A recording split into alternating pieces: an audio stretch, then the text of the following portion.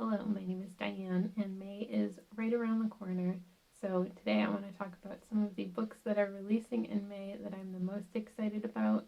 May has some of my most anticipated releases of the year, at least of what I've seen announced so far, and a handful of other really interesting stories that sound like they'll be right up my alley. So let's talk about what they are. First up, this Tuesday, May 2nd, The Sword Defiant by Gareth Hanrahan. This is the first book in Lands of the Firstborn series. And this follows Sir Elfric, who a long time ago he and his companions saved the world from the Dark Lord. They defeated him, they took his cursed weapons, and they seized his city that he ruled. And the story picks up many years after that, where now they're these legendary heroes of song. Everybody knows their names and their story, but they're no longer the adventurers that they used to be when that took place. They've all dispersed around the place, those of them that survived the events, and Elfric learns that there is some other threat coming, a new threat, or perhaps the return of an old threat, but something bad is coming, and he needs to get those companions back together so that they can be prepared and have a plan.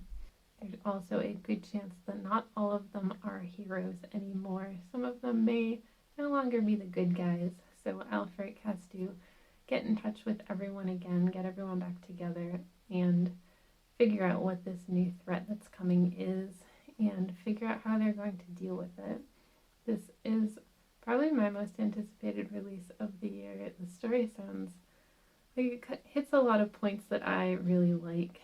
Just that big fantasy story, an adventure, companions who maybe have a history but things aren't as good as they once were. There's clearly going to be a lot of tension between the heroes where not all of them are going to be the good guys anymore, and that complicated relationship between them is something I really like seeing, where they may care about each other and have a long-standing history, but their goals may no longer be aligned in a very big way.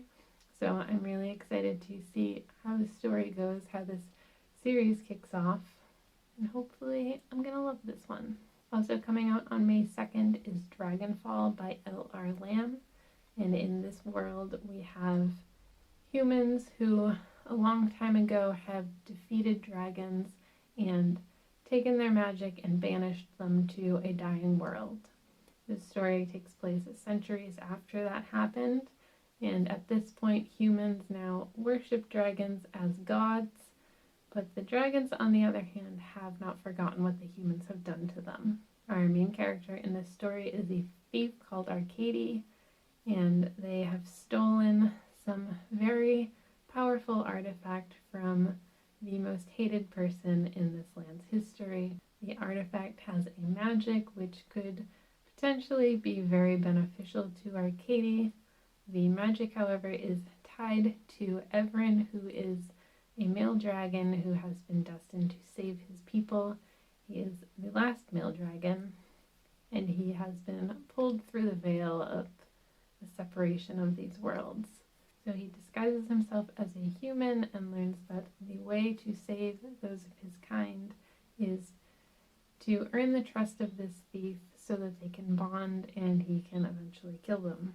So the two have to get close to one another for different reasons, obviously, which creates a very risky situation for both sides. This is the first book in a trilogy, so I'm not sure how far into their relationship, whatever sort of tense partnership they're going to have with one another. But I do really like dragon stories. I don't read a lot of them, but it's something that I am really drawn to, and this sounds like a very interesting twist on the dragon story, where they've lived so separate from humans and now they have a chance to come back. There's also the sort of shape-shifting element added in. I'm looking forward to seeing what happens in this. Then coming out on May 9th is The Book That Wouldn't Burn by Mark Lawrence. This, of course, is the first book in a trilogy, and there isn't too much detail given in the synopsis of this story. It follows a boy who has lived his life in a chamber full of books that is both very old and very large. It also follows a girl who lives in a small city on the outskirts that is very dangerous and isolated. Somehow their two lives are intertwined, and the story will follow some sort of journey that connects the two. Nobody really knows who these two characters are. Their names aren't given in the synopsis. They're not very important figures within their world, but they're, throughout this story, hopefully going to become very important figures. I've read two of Mark Lawrence's trilogies in the past, so even though this one doesn't really give a lot of information, I am really interested to read this. I've liked his writing previously, so I am excited to see what new type of story he's cooked up. And it sounds like it will be very exciting to see these stories unfold. Coming out on May 23rd is The Blighted Stars by Megan E. O'Keefe. This is the first book in the Devoured World series. This follows a character called Nera Sharp who lives in a world where humanity is kind of running out of options. They're trying to find more habitable places to live, and for some reason things aren't going well in that regard. Every time they find a planet, actually getting there and settling it, something always goes wrong, and she believes that it is the cause of the family who is in charge of this whole operation, and she thinks she knows why this isn't working, and she's going to uncover the truth and expose them. The other main character is on the other side of that, the heir of this family. He is expected to one day take over the family company, and it's not really something he's interested in, but it's not really an option for him, so he is tasked by his father to oversee the settling of a new planet. Nera disguises herself as his bodyguard to get aboard the ship that is headed towards the settlement in the plans of destroying the ship before it arrives. Unfortunately, they find themselves stranded on a dead planet together. Nera is not only trying to keep her true identity and purpose a secret, but she needs to do that while working together with this other main character, Tarkin, who she has already decided she hates just because of the family that he's from, and they need to work together, and together will eventually uncover whatever is actually going on here. I really like seeing stories about revolutionaries kind of planting themselves on the other side to take it down from within, and I also really like those complicated relationships of, this kind of sounds like it's going to have an enemies to lovers eventually story, but either way it'll be probably enemies to partners, friends, something more positive than enemies who just want to destroy each other. So I like the mixing of those two things, where one person goes in as an enemy to destroy them and then ends up finding out that there's maybe a little more to the person that they've targeted, and together they find out that there's even more to whatever they thought they were a part of. It sounds like it should be a very interesting story.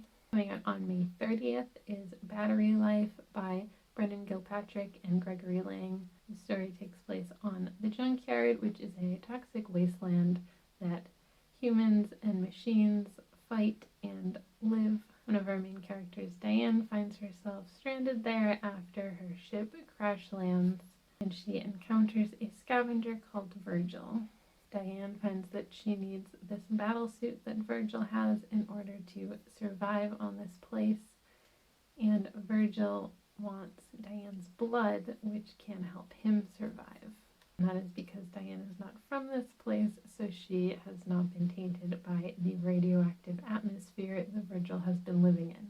So the two of them want something very valuable from one another, and neither of them is really sure how they're going to achieve that thing, and then a new threat comes into play, a man called the Messenger, who is set on using a new power against the Junkyard.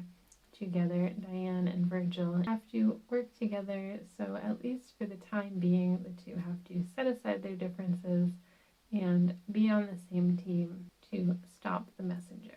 I think this sounds like it's going to be a fun, interesting story. It sounds like there's going to be a lot of action.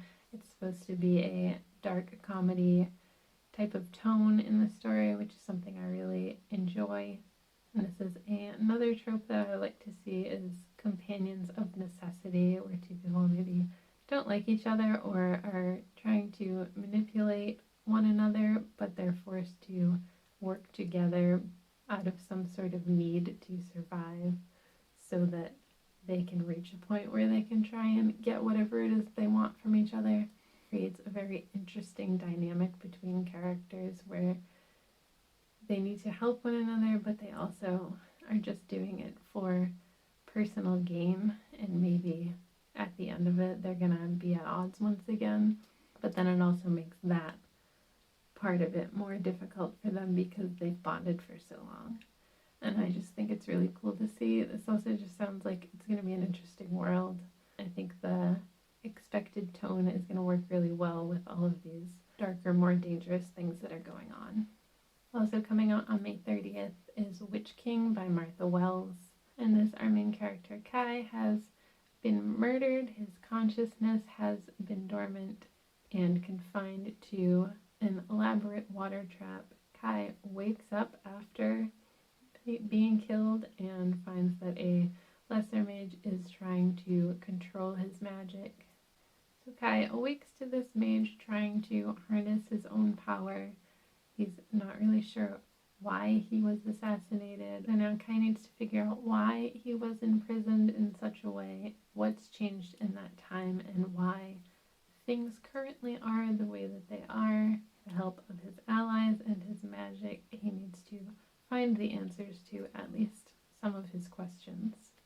I've read Martha Wells before. I read the entire Murderbot series, at least the ones that are out, and I just really love her writing. I think it's very engaging without being too much. Her stories are fairly contained and simple, at least those particular ones, but they still feel very immersive and engaging, and I just think she has a really interesting writing style.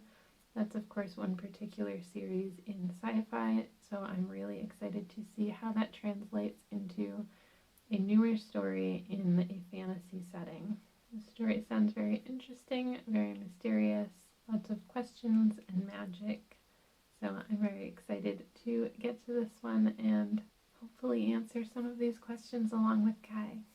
So those are the books coming out in May that I am most looking forward to. Let me know if you're looking forward to any of these, or if there's another book that you're really excited about. I'd love to hear what it is.